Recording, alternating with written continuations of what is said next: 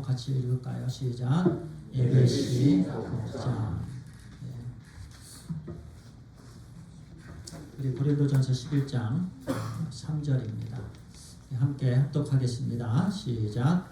무릇 여자로서 머리에 쓸 것을 가지고 기도나 예언을 하는 자는 그 머리를 욕되게 하는 것이니 이는 머리에 민 것과 다름이 없습니다.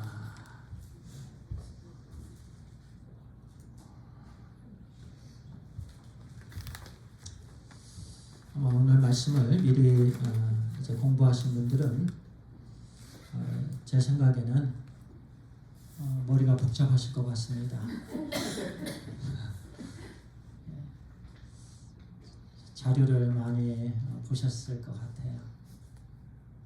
저도 그랬습니다. 자료를 처음에요, 이렇게 설교를 준비하려면요, 많은 자료를 봐야 됩니다. 그 중에서 그 주보에 있는 그 순서는 제가 미리 이번 주는 좀 바빠갖고 미리 준비를 해놓는다고 했다가 다 믿고 그냥 거기에 눈이 가지 못해갖고 그 순서. 틀리실 것 같습니다. 예. 3절이 아닙니다. 3절이 아니고 5절이죠. 예, 5절. 죄송합니다. 너무너무 죄송합니다. 5절 말씀.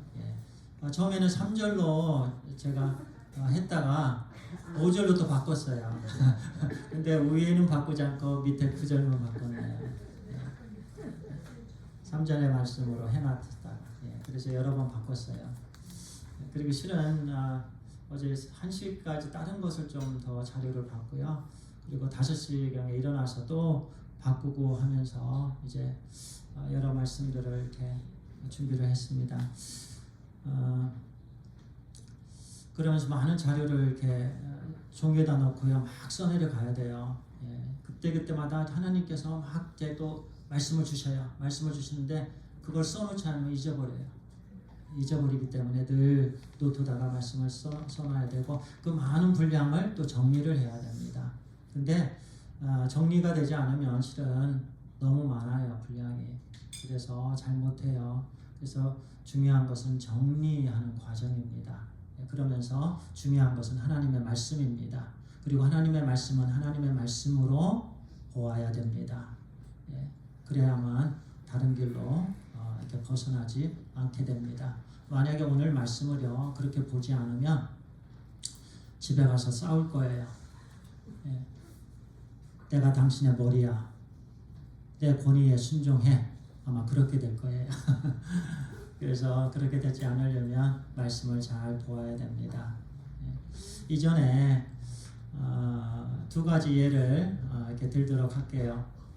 어떤 놀수 지역에 있는 한 교회에 기도 모임에 제가 이제 참석을 했었습니다. 그래서 그 기도 모임에 참석을 해서 이제 같이 기도를 드리는데 대표 기도자가 한 분 한 분 올라가서 기도를 드리잖아요. 근데 그 중에 한 분이 기도를 이렇게 드렸습니다.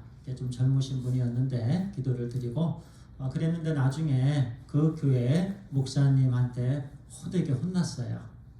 알고 보니 그 소리가 저한테도 들렸거든요. 그 친교 시간에. 그 이유가 뭐였냐면 그분이 강대상에 대표로 기도하러 올라갈 때 슬리퍼를 신고 올라갔던 거예요. 그래서 슬리퍼를 신고 어떻게 대표 기도를 할 수 있냐고 그 교회의 담임 목사, 그러니까 그 행사는 다른 선교단체 행사였고 그 교회 담임 목사님이 이렇게 혼내켰습니다. 그리고 또 두 번째는 이전에 고등학생이 있었는데요. 그 전에 이제 청소년 사역을 좀 할 때 그때 그 고등학생이 바지를 입을 때 약간 바지가 내려가는 그 당시 유행이었습니다. 근데 엉덩이는 보이지 않죠. 보이려고 하는 그 당시에 그런 바지를 입고 다녔는데 연세 드신 성도님께서 저에게 이제 여러 번 그 학생이 그렇게 입고 다니지 않게 좀 해달라. 저에게 여러 번 지적을 해 주셨습니다. 교회에도 지금 오늘날에도요 이러한 일들이 있어요. 교회마다 다를 것입니다. 어떤 교회에는 이런 문화가 있고, 교회 문화죠. 어떤 교회에는 이런 문화가 있고, 미국에 있는 한인교회에는 이런 문화가 있고, 한국에 있는 교회는 이런 문화가 있고, 또는 독일이나 영국이나 이런 교회에서는, 또는 무슬림권에 있는 교회들, 또는 지하교회라든가 그 문화가 있습니다. 다르죠. 어떤 교회에서는 이런 문화는 잘 용납이 안 되고, 또 저런 문화는, 또 그 교회의 문화는 또 우리 교회에서는 또 잘 적응을 못하는 그런 부분들이 얼마든지 있습니다. 이 말씀을요, 오늘 주신 말씀 머리에 고린도 교회 당시에요, 머리에 베일을 쓰는 것, 머리에 또는 수건으로 머리를 덮는 것, 베일을 쓰는 것 같은 말인데요, 문화였습니다. 그 당시에 로마 사회요, 또 고린도 지방에 모든 여성은 아닙니다. 만약에 어떤 사람이 그 당시에 모든 여성이 다 베일을 쓰고 다녔다라고 하면 그거는 맞지 않아요. 그런데 일반적이었습니다. 특별히 기혼 여성이 머리를 덮는 것은 일반적이었어요. 문화였어요. 그러면서 당연히 교회가 그 문화에, 그러니까 왜냐하면 사회의 문화를 교회에서는요, 그 문화를 그대로 답습하는 경우가 있습니다. 그리고 또 하나 우리가 알아야 되는 부분은요, 머리에 베일을 써야 되는지 쓰지 말아야 되는지, 이 메시지, 이 서신서는 다른 데에도 이 서신서가 전달이 됐는지를 우리가 봐야 됩니다.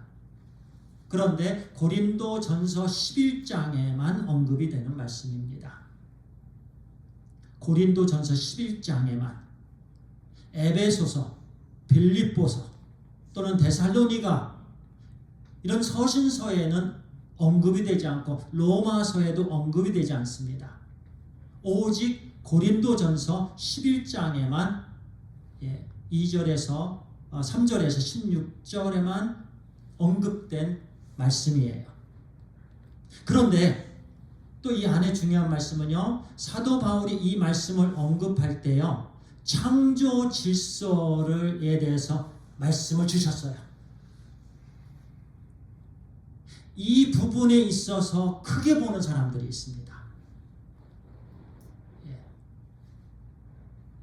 그래서 보편적 명령으로 이 말씀을 받아들일 것인지, 교회가 머리에 베일을 쓰는 것이 고린도 교회만 해당이 주신 말씀인데요, 그렇다고 해서 고린도 교회만 해당이 된다 그러면 고린도 교회에 주신 말씀이 오직 고린도 교회만 해당이 되면 오늘날 해석할 때 일반 보편적으로 다른 교회에는 해당이 안 된다라고 해석이 됐는데 그건 큰일 납니다. 그래서요, 고린도 교회만 주셨다라는 이 언급이 전체에 다 보편적이다라고 하면 안 돼요. 왜냐하면 모든 교회에 주신 말씀이기 때문에 그래요. 그러면 해석적인 부분에 있어서 두 가지가 갈릴 수 있어요. 보편적 명령으로 오늘날 우리 교회가 받아야 되는가, 아니면 문화의 적용으로 받아야 되는가입니다.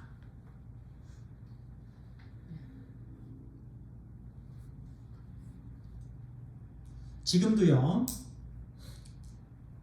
동방교회에서는요, 동방정교회라고 하죠, 머리에 베일을 씁니다. 먼저 이제 결론적인 말씀을 드리는 거예요. 그리고 후반부에 이 말씀, 우리에게 주시는 말씀 같이 공부합니다. 동방교회, 예를 들어 우리가 TV에서 봤죠, 러시아 동방정교회입니다. 그리스, 루마니아, 이런 동방 교회 또는 동방정교회는요 보수성을 갖고 있어요. 1054년경에 서방교회로부터 분리가 됐는데요. 여전히 서방교회 즉 로마 캐톨릭이 갖고 있었던 부분들을 많은 부분 갖고 있습니다. 아직도 머리에 베일을 씁니다. 그런데요 반드시는 아닙니다. 쓸 수도 있고 안 쓸 수도 있는데 쓰는 것으로 권면합니다. 이 부분은 참고로 말씀을 드립니다.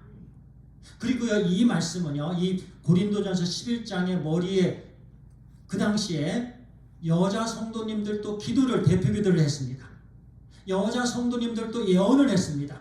그렇게 대표성이 있는 분들에게 주신 말씀이기도 하고요. 이 말씀은 문화적인 해석으로 그 당시의 문화적인 말씀으로 대부분의 그 보수 신학을 갖고 계신 복음주의적인 그런 학자들 대부분입니다. 문화적으로 해석을 합니다.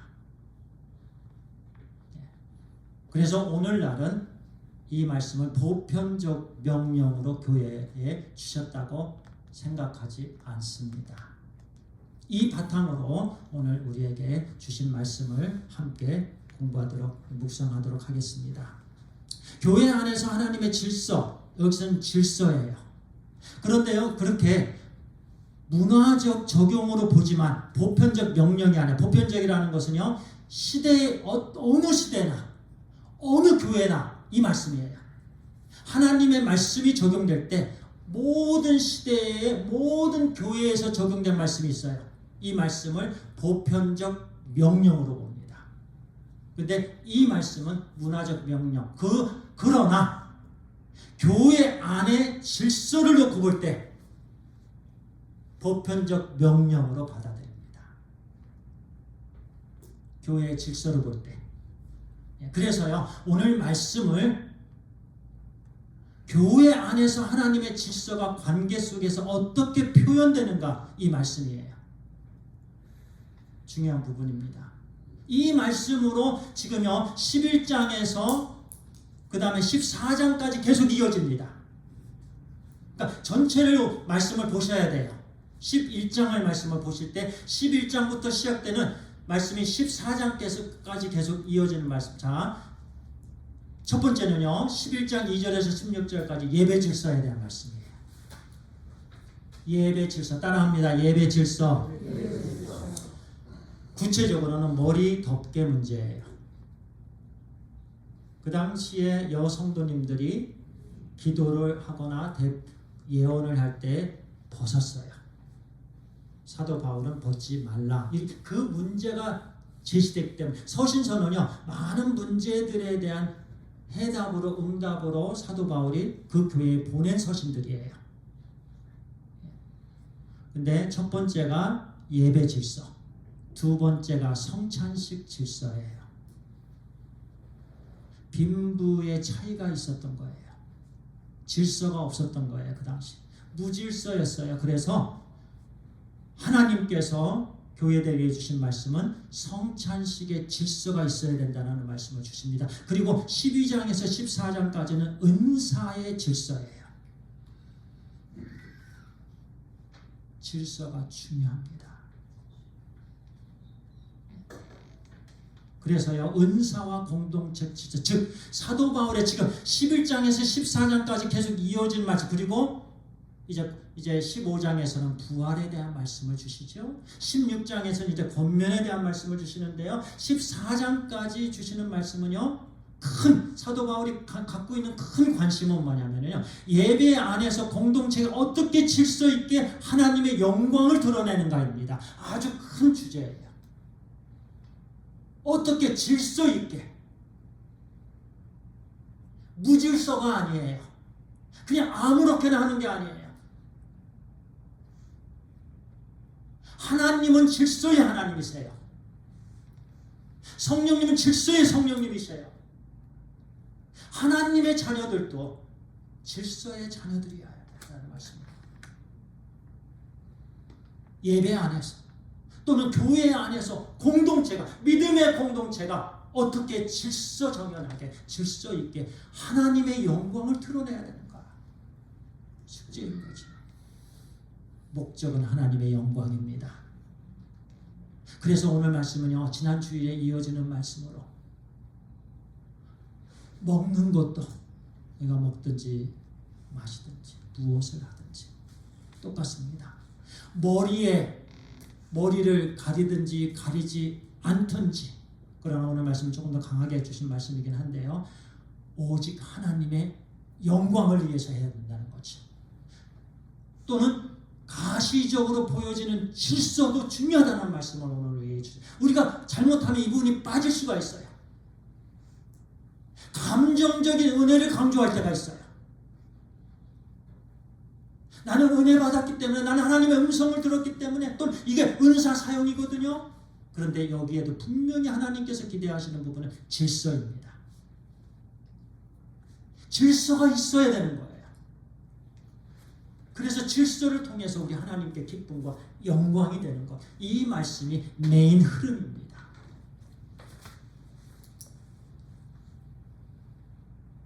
그래서 첫 번째는요, 관계적 질서를 말씀합니다. 3절의 말씀입니다. 그러나 나는 너희가 알기를 원하노니 각 남자의 머리는 그리스도여 여자의 머리는 남자여 그리스도의 머리는 하나님이시라.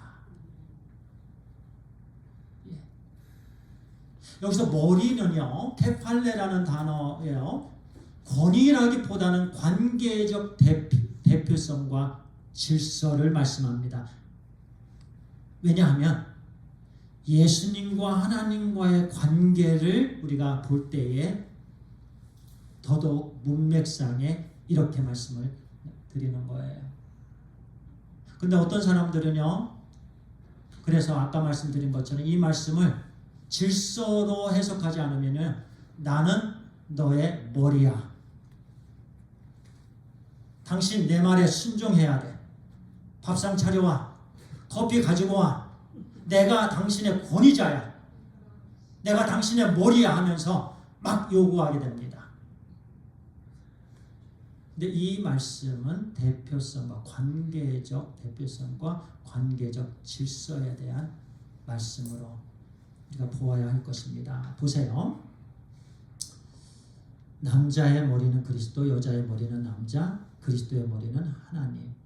자, 여자, 남자, 그리스도, 하나님. 또는 하나님, 그리스도, 남자, 여자. 조금 이따요. 7절에서 8절, 10절까지는요. 조금 더 구체적으로 주시는 말씀이에요. 질서입니다. 예수 그리스도께서는 하나님과 동일하신 분이에요. 하나님과 본질상 같으신 분이에요. 하나님이세요. 그런데요, 하나님과 동등됨을 취할 것으로 여기지 아니하셨습니다. 오히려 자기를 비우셨죠. 종의 형체를 가지셨죠. 예. 순종하셨죠. 그 순종은 십자가의 죽으심이라 말씀하셨습니다. 자발적인 순종입니다. 그래서 주님 안에서의 질서는 자발적 순종입니다. 예. 주님 안에서의 질서는 자발적 순종이에요. 그래서요, 예수님은 하나님이시고 하나님은 예수님이시고 성령님은 하나님이시고 하나님은 성령님이십니다. 그런데요, 구속사적으로 볼 때는 예수님께서 십자가에 죽으셨습니다. 아버지께 온전히 순종하셨습니다. 그리고 예수님께서 승천하시면서, 부활하신 예수님께서 승천하시면서 성령님을 보내주셨습니다. 이 말씀은요, 하나님이 예수님보다 우월하신 분이고 하나님이 예수님보다 높으신 분이시고 이 말씀이 아니에요. 구속사적으로 볼 때 온전히 순종하심이고 구원을 이루어 주심입니다. 이렇게 순종하심으로, 그러면 남자와 여자도 그렇게 보아야 할 것입니다. 그리고 여자, 남자, 그리스도 하나님께로 이어지는 질서입니다. 질서가 세워져야 됩니다. 그리고 중요한 부분인데요. 영광의 방향성이라는 단어가 중요한 단어예요. 영광의 방향성. 하나님의 영광이 그리스도의 영광으로, 그리스도의 영광이 남자, 남자의 영광이 여자. 그래서요, 이렇게 7절과 10절에 이렇게 말씀합니다. 남자는 하나님의 형상과 영광이니 그 머리를 마땅히 가리지 않거니와 남자의 머리를 가리게 되면 그 머리를 욕되게 하는 거다라고 말씀합니다. 그 다음에 보세요. 남자가 여자에게서 나는 것이 아니오 여자가 남자에게서 났으며 또 남자가 여자를 위해서 지음을 받지 아니하고 여자가 남자를 위하여 지음을 받은 것이니 그러므로 여자는 천사들로 말미암아 권세 아래 있는 표를 그 머리 위에 둘지니라.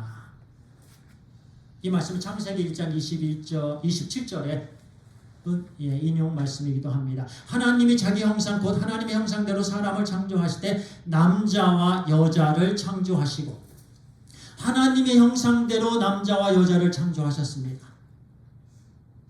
그런데 7절과 7절에서는 남자는 하나님의 형상이다. 사도 바울이 그렇게 말씀하셨습니다.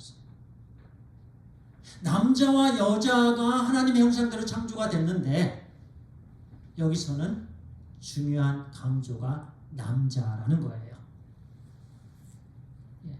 그 다음에 해주시는 말씀이 하나님께서 남자 아담을 직접 창조하셨고 하나님께 기쁨이 되셨습니다. 그 기쁨이 하나님께 영광입니다. 기뻐하셨더라. 남자가 처음에 하나님께 영광이 되셨어요. 그리고 하나님께서 남자를 통해서 갈빗뼈를 통해서 여자를 창조하셨습니다. 물론 그 여자를 창조하실 때 하나님의 형상으로 창조하셨습니다. 그런데 남자를 통해서 그래서 남자가 여자를 보았을 때에 참 기뻐했습니다. 여기서 기뻐하다가 영광이지요.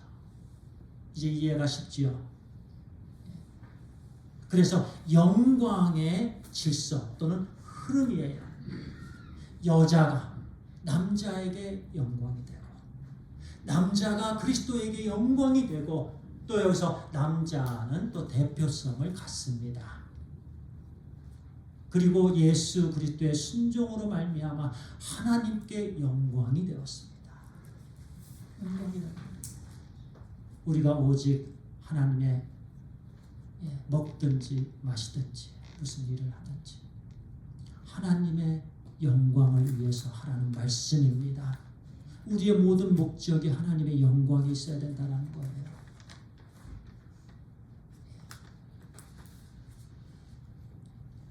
그래서 질서예요. 질서.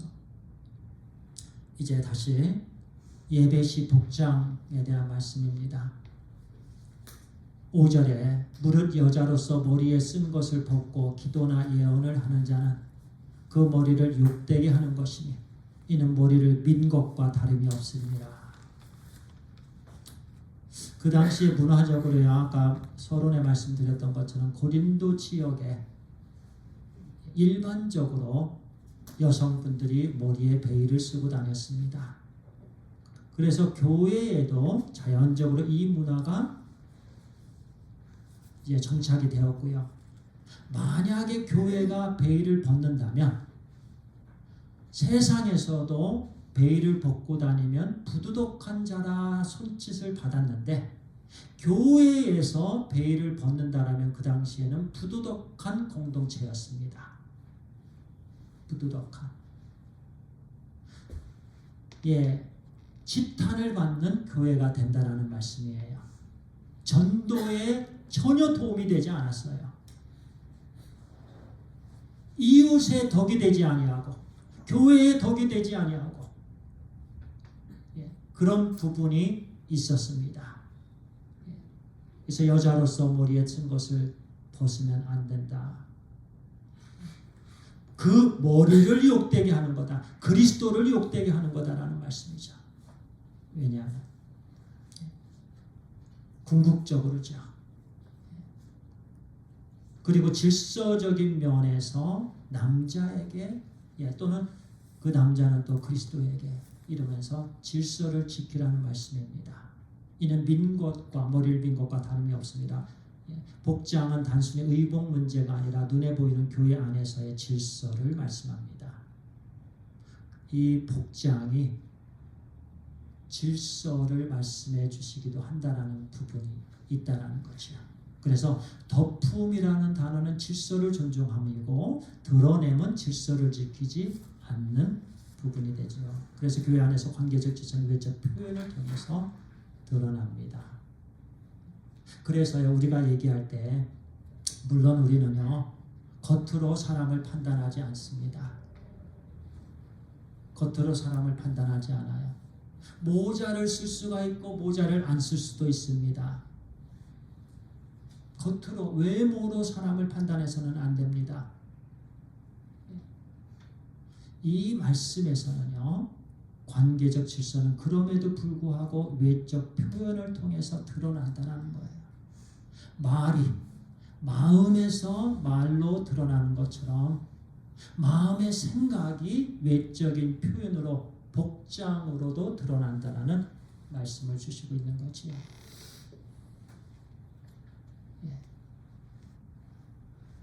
그래서 고린도 교회는요 영적 질서가 이 말씀을 주신 이유는 영적 질서가 무너져 있었습니다. 은사 사용에 문제가 있었습니다. 자유가 강조되면서 여러 가지 문제가 있었습니다. 그 문제로 인해서 또 이 복장 문제로 여러 가지 어려움을 겪고 있었기 때문에 그리고 더 나아가 13장은 무슨 장이지요? 고린도전서 13장 사랑장. 결국에는 사도 바울이 강조하는 부분은 사랑이에요. 사랑. 그냥 고린도전서 13장에 그냥 왜 여기에 사랑에 대해서 이렇게 계속 말씀하실까? 계속적으로 1장에서부터 이어지는 말씀, 결론적으로 13장에서 주시는 말씀이에요. 사랑이라는 거예요. 모든 일들의 은사 사용에 있어서 사랑이 없으면 안 된다는 거예요. 먹고 마시는 부분에 있어서 사랑이 없으면 안 된다는 거예요. 복장에 있어서도 사랑이 없으면 안 된다는 거예요. 교회 안에서 질서의 핵심은 사랑이라는 말씀입니다. 사랑해야 된다는 거예요. 사랑은 모든 허물을 덮게 됩니다. 그 당시에 고린도 교회가 사랑이 없었기 때문에 이런 여러 가지 문제들이 있었던 거예요. 그래서 우리는 먹고 마시는 문제 부분에 있어서도 그렇고요. 입고 말하고 행동하고 이 모든 부분에 있어서도요. 사랑으로 나아가야 되는 줄 믿습니다. 그러면서 우리 하나님의 영광을 위해서 우리가 온전히 힘쓰게 되는 그런 삶을 살게 되길 간절히 소원합니다. 하나님 감사합니다. 하나님께서 오늘 우리에게 이 말씀을 주셨습니다. 하나님, 주님의 몸된 교회 믿음의 공동체에 항상 주님 안에서 질서가 있게 하여 주시옵소서.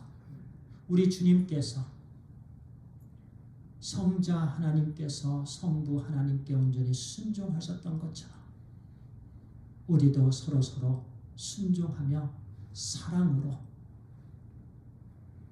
질서를 통해 우리 하나님께 기쁨과 영광이 되는 주님의 몸된 교회 또 가정들 되게 하여 주시옵소서. 세상에서 바라볼 때 거룩한 교회로 나아가게 하여 주시옵소서. 예수 그리스도의 이름으로 기도합니다. 아멘.